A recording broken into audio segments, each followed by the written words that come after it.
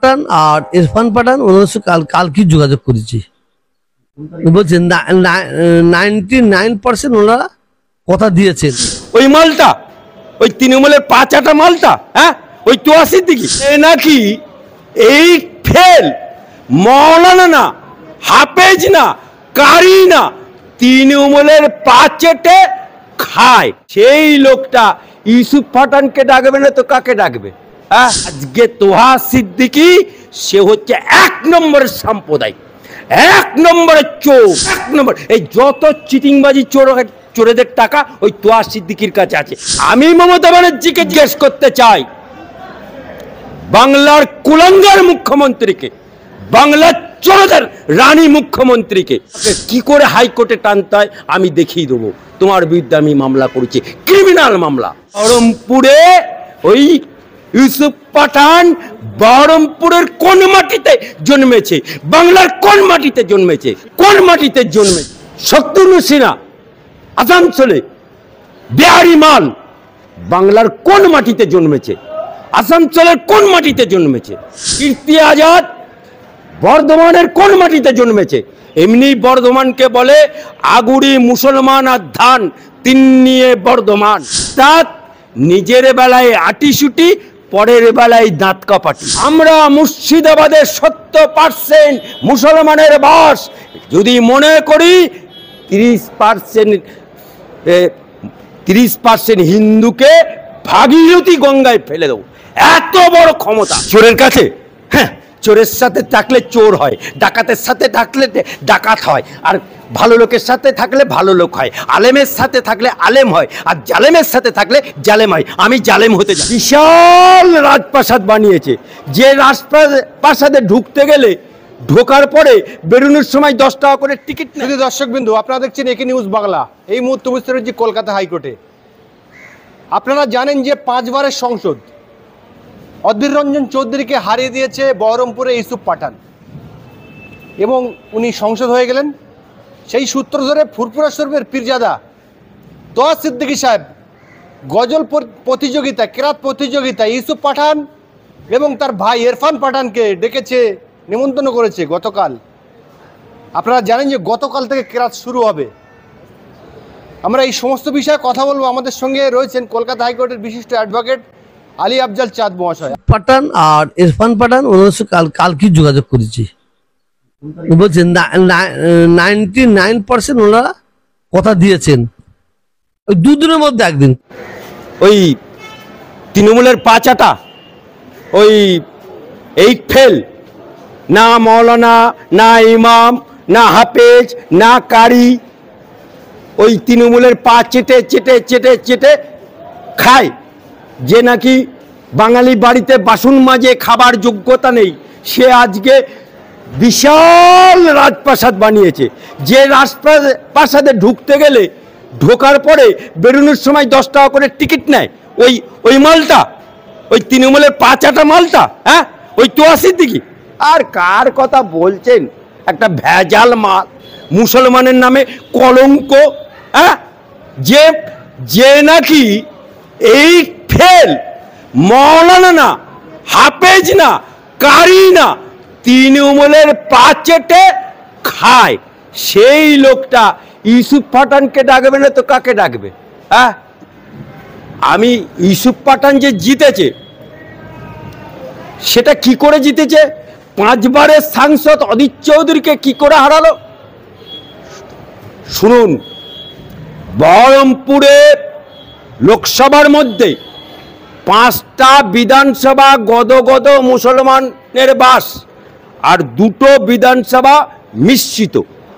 কিন্তু ওখানে এবারে বেলডাঙ্গাতে একটা দাঙ্গা হলো রামনবমীর দিনে।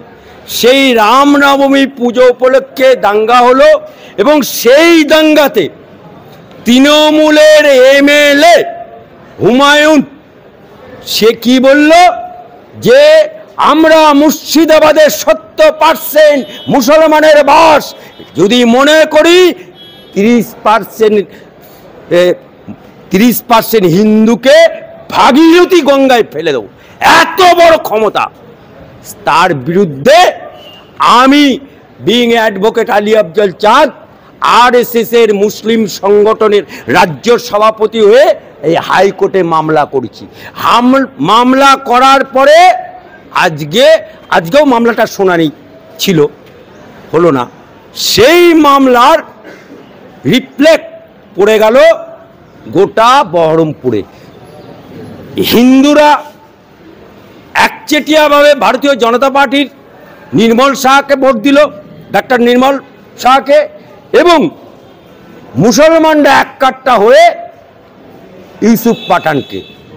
আমি মমতা ব্যানার্জিকে জিজ্ঞেস করতে চাই, বাংলার কুলাঙ্গার মুখ্যমন্ত্রীকে, বাংলার চোরদের রানী মুখ্যমন্ত্রীকে, মমতা ব্যানার্জিকে, নাট করা মুখ্যমন্ত্রী, যে দম হয় আমার সাথে লড়ে নেবে, তোমার বিরুদ্ধে আমি কেস করেছি।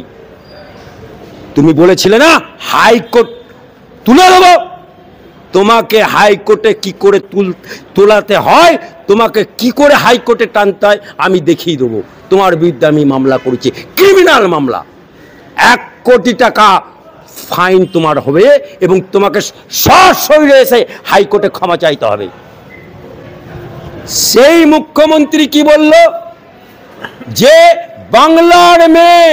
বাংলার মেয়েকে ভোট দিতে হবে। যখন নরেন্দ্র মোদী, যখন অমিত শাহ বাংলার বুকে প্রচারে এলো, বলল বহিরাগত, বলল নরেন্দ্র মোদী বহিরাগত, বলল অমিত শাহ বহিরাগত। আর বাংলার বুকে বহরমপুরে ওই ইউসুফ পাঠান বহরমপুরের কোন মাটিতে জন্মেছে, বাংলার কোন মাটিতে জন্মেছে, কোন মাটিতে জন্মেছে? তুমি গুজরাট থেকে আমদানি করে নিয়ে এসে তাকে ভোটে দাঁড় করিয়ে দিলে, আর মুসলমানরা গদ হয়ে ওকে ভোট দিয়ে আজকে জিতিয়ে দিল, ইউসুফ পাঠানকে সাংসদ করে দিল। আজকে শত্রুঘ্ন সিনহা আসানসোলে বিহারি মাল বাংলার কোন মাটিতে জন্মেছে, আসানসোলের কোন মাটিতে জন্মেছে, তাকে তুমি আমদানি করলে। আবার কীর্তি আজাদ বর্ধমানের কোন মাটিতে জন্মেছে? এমনি বর্ধমানকে বলে আগুড়ি মুসলমান আর ধান তিন নিয়ে বর্ধমান, আর সেই বর্ধমানের মাটিতে তুমি কীর্তি আজাদকে বাইরে থেকে আমদানি করে নিয়ে এসে প্রার্থী করে দিলে। অর্থাৎ নিজের বেলায় আটিসুটি, পরের বেলায় দাঁত কাপাটি। আজকে তোহা সিদ্দিকী সে হচ্ছে 1 নম্বরের সাম্প্রদায়িক, 1 নম্বরের চোর, 1 নম্বর। এই যত চিটিংবাজি চোরেদের টাকা ওই তোহা সিদ্দিকীর কাছে আছে। ইডি এই যে কুন্তল জেলে আছে, এই কুন্তল, এ কাকু, সব বাড়ির টাকা কিন্তু ওর কাছে আছে, ওকেও টানা হবে খুব শীঘ্রই। আজকে যদি উনি সাম্প্রতিক সম্পত্তি রাখতো, তাহলে ওখানকার সাংসদ কল্যাণকে কেন ডাকলো না, অন্য কোনো হিন্দুর সাংসদকে কেন ডাকলো না? আজকে বহিরাগত ইউসুফ পাঠানকে ডাকতে হলো কেন? ডাল মে কুছ কালা হ্যায়। আপনাকে যদি ডাকে কি যাবেন ফুরফুরা শরীফ রাত প্রতিযোগিতা তোহা সিদ্দিকীর ওখানে? ওই চোরের কাছে? হ্যাঁ, চোরের সাথে থাকলে চোর হয়, ডাকাতের সাথে থাকলে ডাকাত হয়, আর ভালো লোকের সাথে থাকলে ভালো লোক হয়, আলেমের সাথে থাকলে আলেম হয়, আর জালেমের সাথে থাকলে জালেম হয়। আমি জালেম হতে যাব না।